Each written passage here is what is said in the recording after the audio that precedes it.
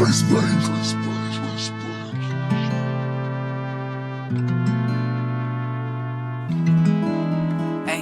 I figured out my key to success. Now I'm locked in. I learned how to open doors like a locksmith. Welcome back. You're not locked in with DK and Atwood. I'm Atwood. Killer to my left, DK. Interesting news this past week in the world of MMA. Yeah. If you were looking forward to the Jon Jones fight, well, it's not going to happen. Not going to happen. Definitely not going to happen. For what? I think they said like 8 months. Yeah, his pec is separated from his bone. Yeah. I've seen that happen in the gym. Yeah, and so I sent you the footage of his training footage, and he had an underhook on a guy. Dude had a wizard. They were doing MMA rounds, kind of shot in for a little takedown or whatever. Guy wizard really hard on his underhook and kind of stretched him out a little bit too much on his pec, and it pulled off of the bone. Yeah. 8 months. So they'll probably put him like International Fight Week or something, July. Yeah. And that'll be a perfect time to make like a comeback.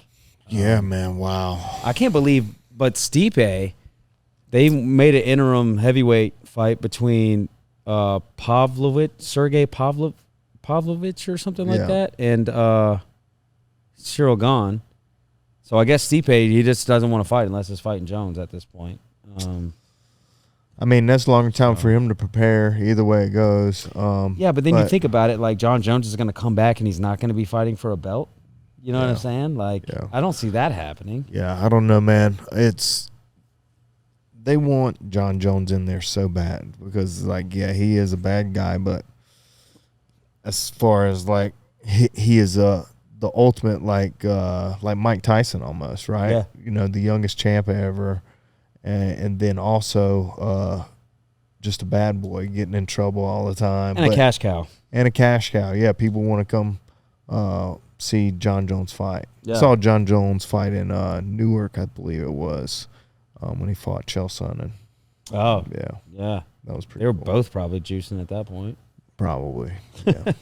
I love how Chael is just so open about it. Yeah. It's like, man, I had more juice in me than Tropicana. Oh, yeah, man. So who knows about that? That was a fun time. I got a call. I was on my couch at my house, and I was living in New Jersey at the time. And a friend of mine was a recruiter in New York City, and he got like 10 free UFC tickets. You told me this story, yes. You guys went out And so there. I'm like, get a call. He's like, hey, dude, do you want to go watch Jon Jones fight? I'm like, yeah, I do. Like, what are we doing? All right, meet at 2:30. We're gonna start getting on the train, and so yeah, dude, it was pretty cool, man. That's cool. And so, but the problem is, I was like a week out from a fight, so I was fighting the following weekend in Atlantic City. And so I was on a gluten-free diet. I couldn't drink no beer. I couldn't eat anything really. So I remember I was doing a really gluten-free, strict diet, but only thing I could find, for me to eat was like gluten-free popcorn. I bet that's terrible. It wasn't too bad, man. Really? I think popcorn's gluten-free anyways, but like the drizzle on it, like you just can't put you just can't put the extra shit. Well, I had chocolate drizzle on it. Oh. But it's all gluten-free, I guess. Oh. Well, at least so that was what I split. Maybe that's what I splurged with a little bit. Bad. Yeah. I felt like, I was like, oh my God, why am I eating this? Oh, it's so good. Oh man, why am I eating this? Jon Jones, like cash cow. Like I think he kind of the only two people I can think of off the top of my head that have like that McGregor effect would be Jon Jones and Conor. And McGregor. Because Conor can lose like he has. I just don't understand, man. Like there's so many people that have tried to mimic his style and swag, and it's just like his confidence. Like he believes in everything himself he so says strongly. Yeah. And dude, it's unreal. The guy is a big believer in law of attraction. I'm a big believer in law of attraction. He talks about in one of his documentaries like a long time ago before they became on Netflix or anything like that. I was watching him, his rise on YouTube. It was like a 5-part series or something like that on there. And I clicked, it had a video of him, you know, in a hotel room, and he's reading out of a book, and he like reads it's reading a quote, and he closes it, and he looks at it, and he's like, reads the name of it. It's called The Laws, or The Keys to Living the Laws of Attraction. And I immediately went on Amazon and I ordered that book. Or actually, I might have went straight to Barnes & Noble to see if they had it. And then I ordered 2 or 3 more copies of that. And I've given out a couple copies as gifts before. But anyways, what it is, and man, you need this as well. I think anybody, this book, it's kind of like you get to go into it and do these little exercises to kind of train your way of thinking, more confident, more successful, right? The laws of attraction, meaning the things I think about are the things I set in motion to happen later on down the road, right? It might be 5-10 years from now, but the things I think about now and today and I continue to build upon that are, you know, might happen later on in life. And so that book, I immediately ordered it, and I wrote down many goals and dreams. You have to put down 101 dreams in there. Like, I mean, thinking of the most. I don't know if I have that many. I don't either. But you start, you know, writing things down, and as you accomplish each one of those things, you kind of put a highlighter on it, and you put the date on it, and you put the date. So, you know, I had some of like winning a first team championship, you know, having 100 members in the academy, having, you know, having my own academy, you know, having professional fighters under me, all these little different things, right? Like, and it's really nice to kind of go back and look at and see. But him, he was just doing the things that, you know, the learning is out there for you. You just have to read, and you just have to do the research yourself too. Just like that book is like, I wouldn't know a lot of the things that I know if I wouldn't have got that book and started setting into motion, I mean, this academy and the way we, you know, things have been. So, you know, that guy is definitely living the laws of attraction for sure. I mean, I wonder if he wrote in that book that he wanted to have a Lamborghini boat. Because I couldn't even fathom that. Probably not. Can you even think of that? No. Can you even think, man, I want to be so rich that I want to have a Lamborghini yacht? Not a boat, a yacht. I mean, and that, which is what, probably like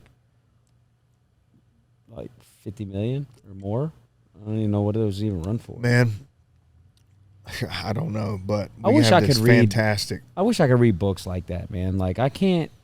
I don't know if I have ADHD, but if I sit down and try to read something, my mind just starts while I'm reading it. It'll spark a thought in my mind, and then my mind takes off with that instead of reading the book.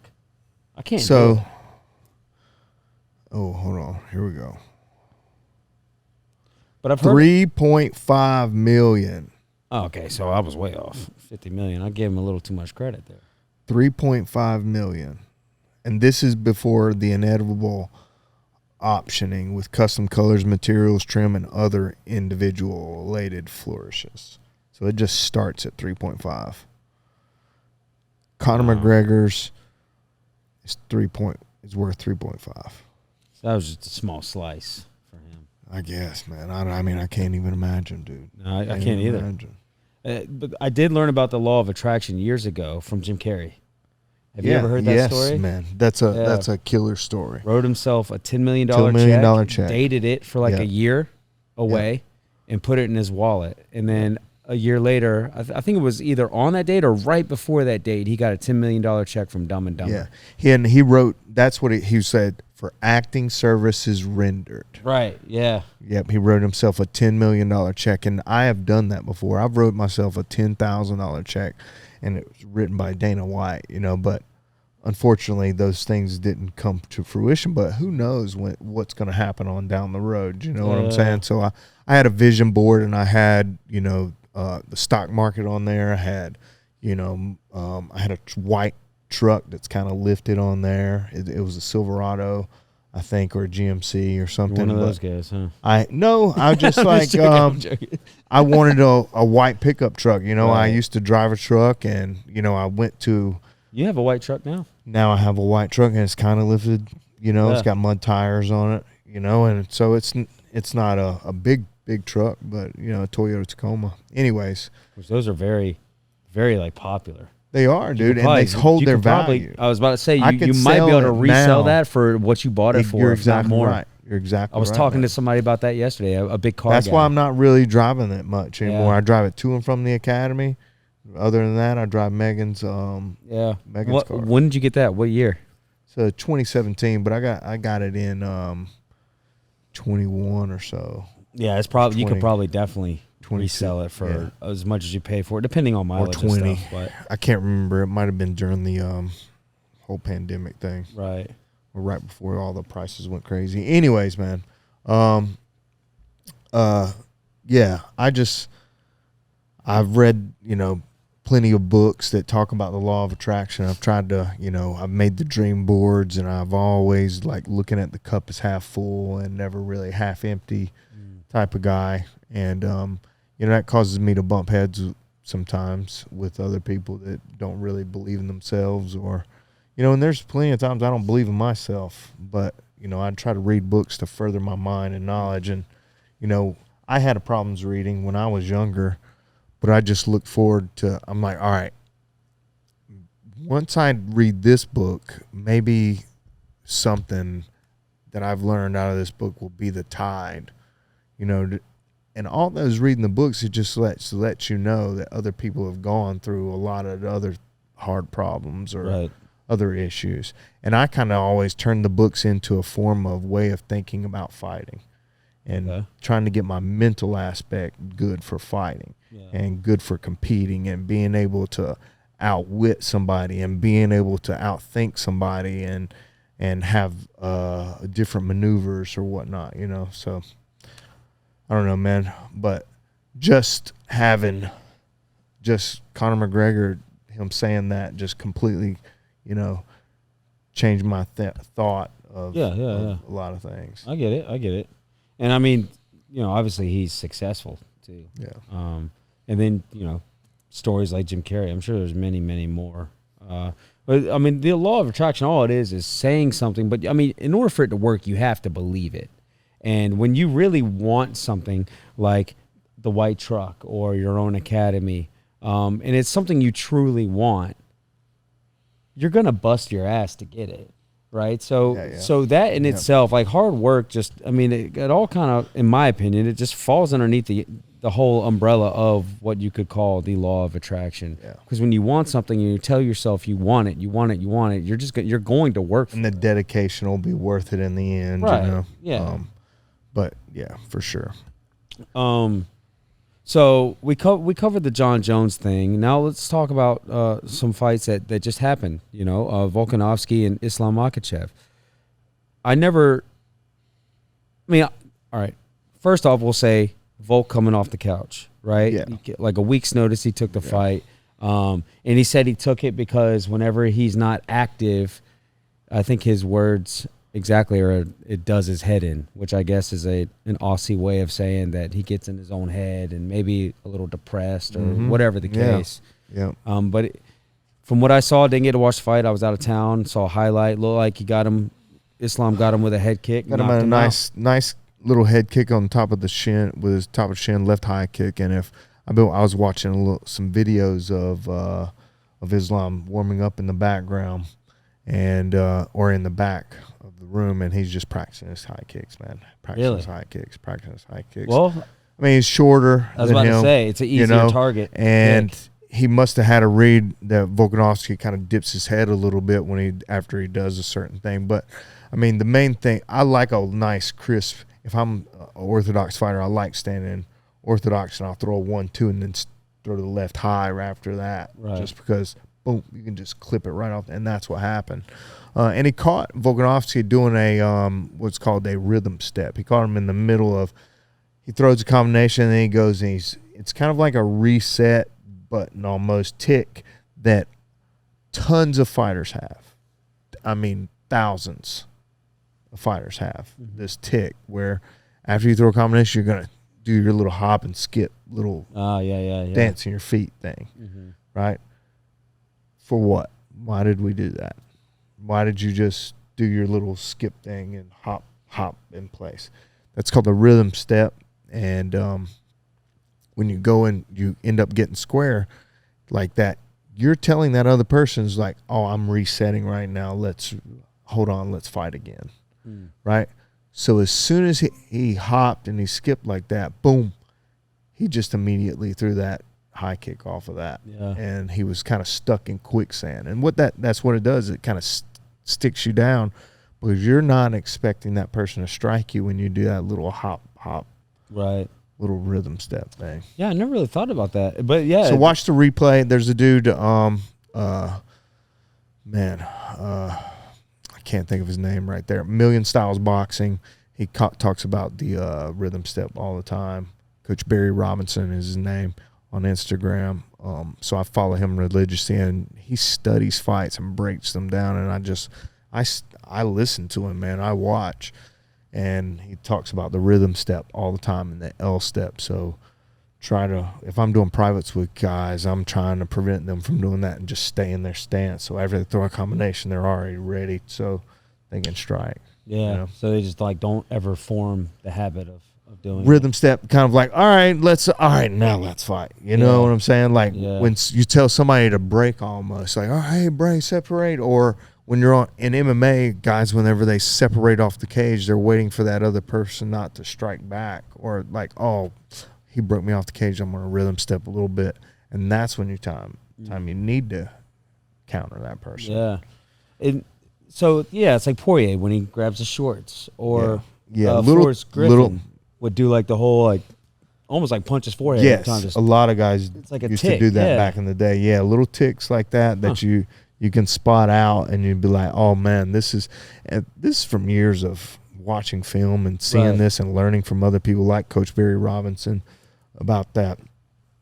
But it's, you see the little ticks and you can make counters off of that. Like, is this person, when they're circling to their right, if they're circling to their right, are they dropping their right hand? Are they dropping their right hand and just keeping their hands up? Are they dropping their left and keeping their hands up? What are they doing with their footwork?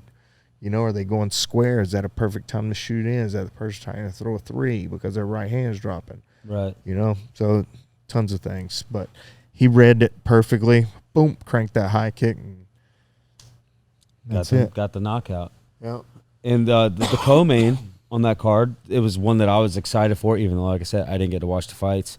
Khamzat fought Usman. Usman went up on a very short notice as well. I don't know if it was as short as Volk's, but pretty short notice. Yeah, these guys trying to save the cards, man. They just, And that's a good way to get in the good graces of the absolutely. boss, Yeah, he wants guys that want to fight and especially big names. Show up. And they're all big names, right? Yeah. I knew it was going to be a good fight between Usman. Didn't get to watch it, but apparently, like the first round, it was pretty one-sided. I don't know if they scored it at 10-8, but I think that Dana said that he's like, it could have been a 10-8. And then Khamzat broke his wrist in the first round. And then after that, I guess Usman kind of rallied, but on the scorecards, it just wasn't enough in the end. I think that's a fight that's got to be 5 rounds, man. Those guys are just both so good, and their gas tanks are so big. Yeah, and on a short notice fight, you're going to find out who the winner is. Right, yeah. In 5 rounds, you're going to find out who the winner is. And because here's the thing about 3-round fives.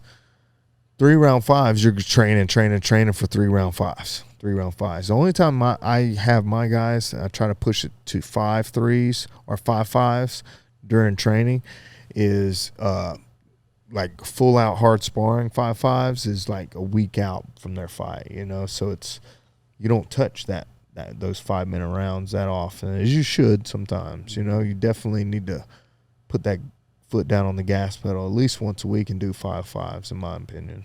And this is just me asking from like a just curious, like from a fan's perspective, why do that a week out and not earlier? Because like what do you mean the hard 5 5s? Because wouldn't you have a higher chance of maybe getting injured?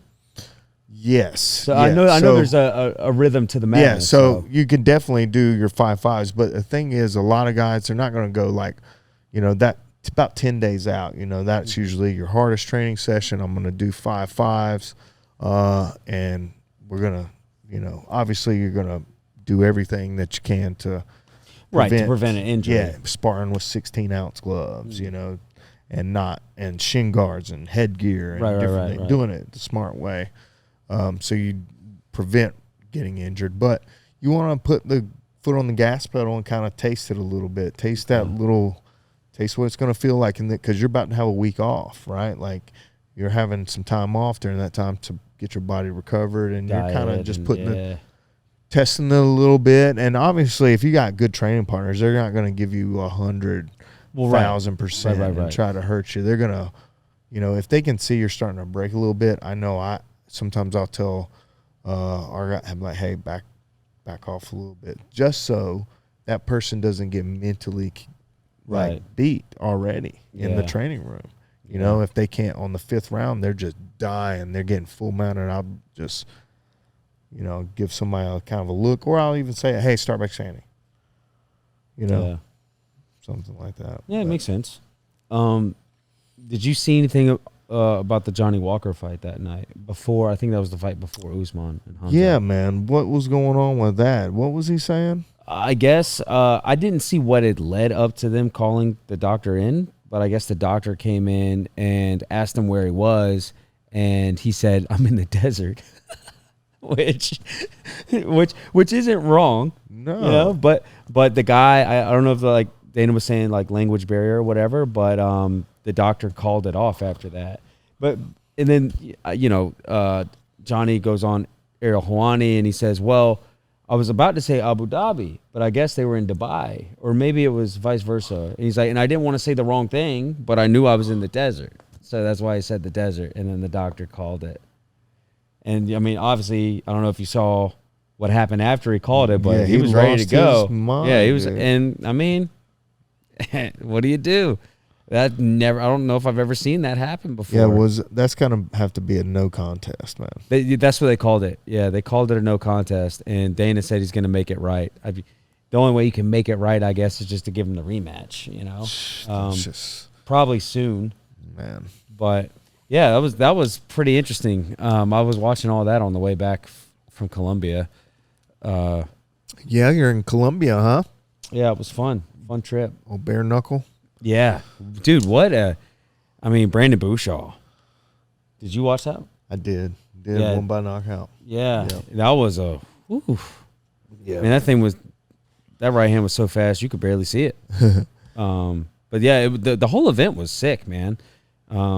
Keith Richardson fighting Reggie Barnett. That was a good fight. It was short, but Yeah, man. Oh, educated hands, huh? Yeah. What? Wait, who's that? Reggie Barnett. That's his name. That's his nickname. Educated hands.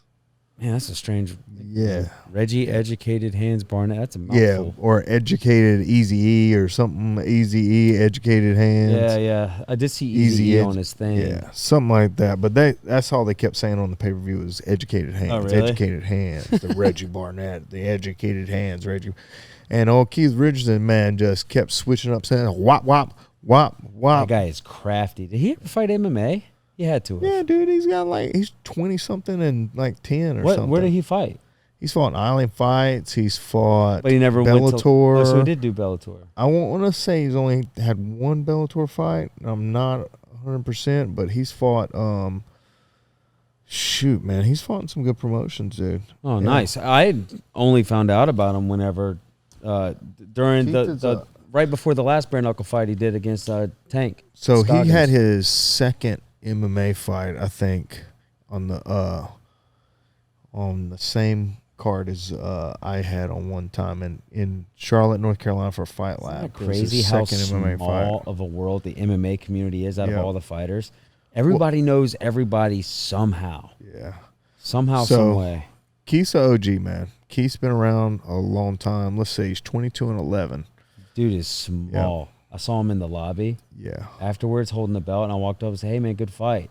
Former Marine. Oh, really? I can see that.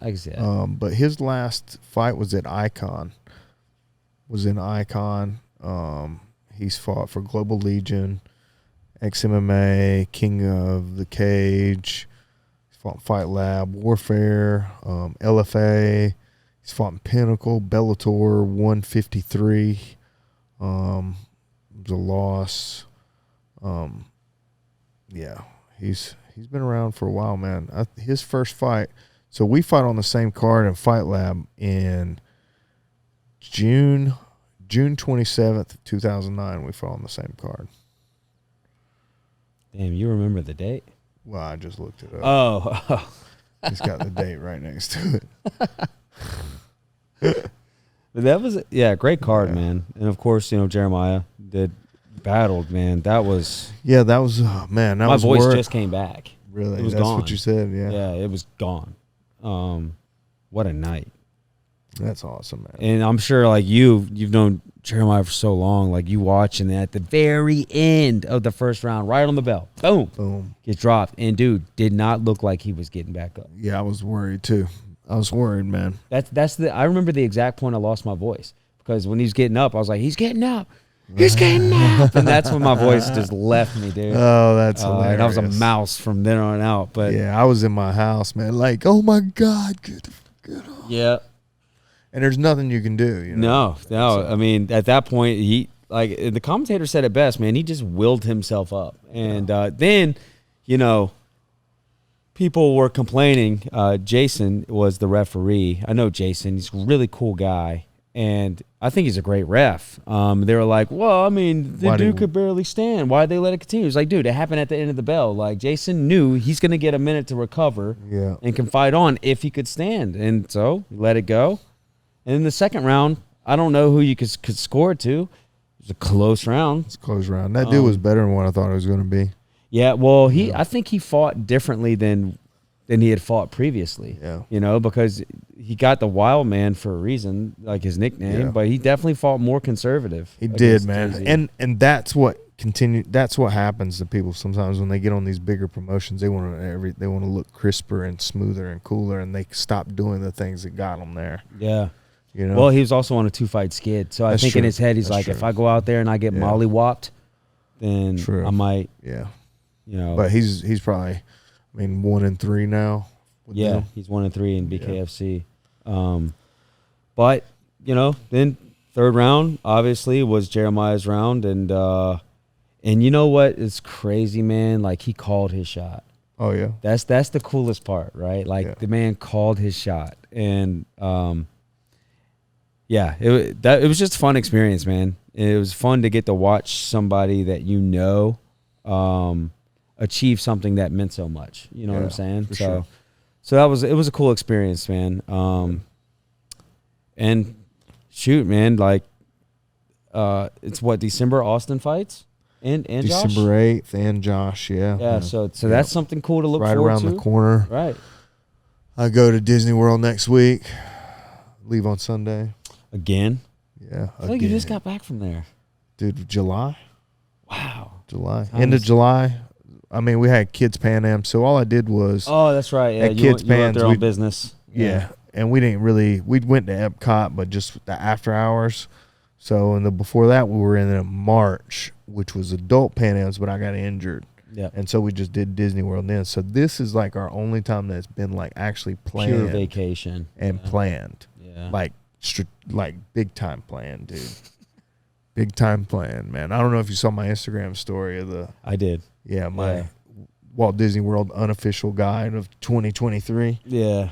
Dude, it gives you the details all of what rooms are the loudest and the noisiest in your hotel resort, and what rooms, all the way down to the number, the floor level, everything. It's like these rooms from 6,035 to 6,047 are the best rooms in the whole entire resort. So if you want that, call your hotel, call Disney World and request these rooms. And so that's what we did. Dang. We requested a room. You guys really took that thing down to a science. Yeah, and the lady on the phone was like, you guys must have did your research, know what everything, because Meg was on there, getting after it, just calling the shots. So. It's fun. I really enjoy planning stuff like that, though, and really getting intricate. Like I'm planning a trip to Scotland, and that's how Got to watch YouTube videos, man. Like when we went to Vegas, I was watching YouTube videos on the Vegas because it had been so long since I've been to Vegas, man. You know, and so we were wanting to do stuff with kids, with our son, you know, who couldn't even walk really yet, you know. And so we were wanting to go to Red Rock Canyon, and we were wanting to go to all outdoor stuff, and so that's what we do. I just looked up stuff online. Yeah, and it's the best way to do things. It's how you can make the most out of your trip. You know, the one thing that I don't really want to do again is make a bunch of dinner reservations at different places for different days, because things, you know, they just don't necessarily go as planned. That happened to us in Vegas, man. We get off the airport and our damn stroller is lost. Yeah. And so, but we got reservations planned for Disney. We're going to this place called Space 220. Did I tell you about this place? Yeah. You have to book months in advance. So 60 days out, you have to book, but it's called Space 220. So it's in Epcot, and you go in, and so you're like on a simulator leaving Earth, and going 220 miles in the outer space and dining in the space station. So it's like you look out the windows, it's like outer space. Yeah, so, and the food's kind of like futuristic too. Small portions. Like you get it's a 3-course. They just bring you MREs, dude. Well, it actually looks good. It's like chef shit. Like you get like 3-course meal, you get an appetizer and then your main course and a dessert and stuff. But then you got to pay for the drinks and stuff. So. Right. And then you're still gonna be hungry when you leave. For sure, dude. For sure, man. Yeah, but luckily it's the Food and Wine Festival at Epcot during that time too, so that's cool. Sweet, it'll be fun. So next week I'll be gone. We'll have somebody else on. Have another. Yeah, we're gonna have Jeremiah on. It was his 30th birthday. It's gonna be episode 30, so it just seemed like a cool thing to do. We might have Nick Juretic on too. Same time. But you know, we'll see about that. So also we've been doing this. We told you guys we were doing a giveaway at 200 subs, and now I think we're at like almost 260 subs. Wow.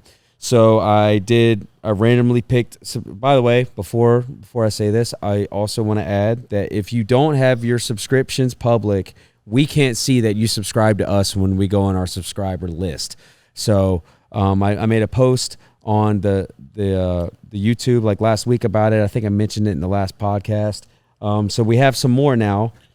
So I was able to go through and get, you know, like 70 people out of like the 200 something, but it's better than 40 like it was before. Yeah. So out of those 70 people, I picked at random, and the winner is Philip Wittes. Winner, chicken dinner. Right. So Philip I think it's Whitest. Is it Whitest? Oh, if I butchered that, bro, I'm sorry.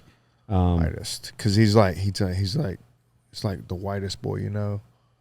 Philip Whitest. He said that. He said that. Oh, okay. He said that. Okay, so if it is Philip Whitest, and then Philip Whitest won. We already did the no-gi thing, so you know. We'll talk to you, Philip, and we'll figure something out. You know, we'll just talk to you. We'll figure it out. We'll figure something out for you. It's taken care of. But we appreciate everybody who has subbed.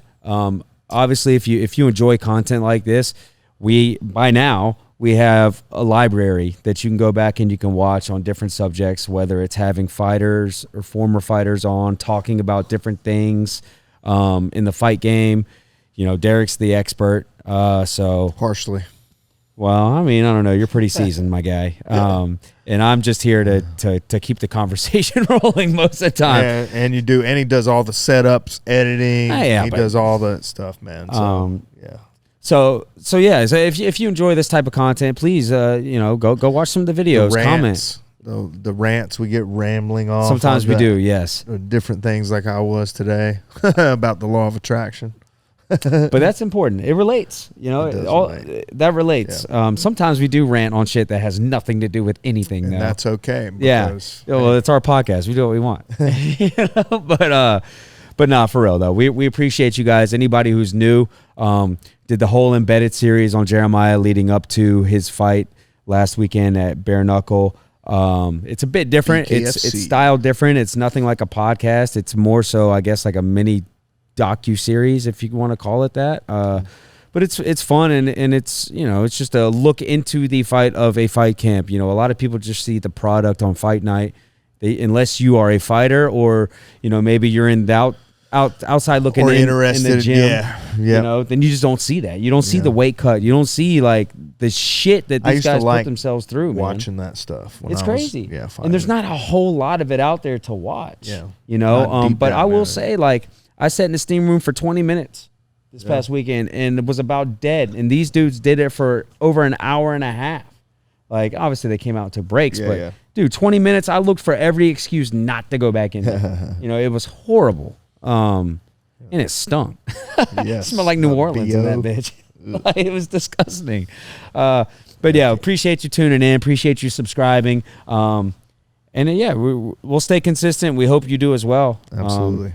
And I'll let you take us out, guys. DK. Thank you so much again. If you haven't done so, please like, comment, subscribe to our channel. Share it with your friends. Share it with your family. Let's continue to grow. I can't believe we're already past 250. That's really neat. So thank you so much, man. We're so grateful for each and every one of you. We'll continue to get this going and be back next week. I'll be in Disney World at this time, and we'll have Jay-Z here and talk about bare knuckle fights, fighting championship, have Nick Juretic hopefully, and keep this thing going. And I'll see you guys in 2 weeks. Indubitably. Indubitably. Till next time.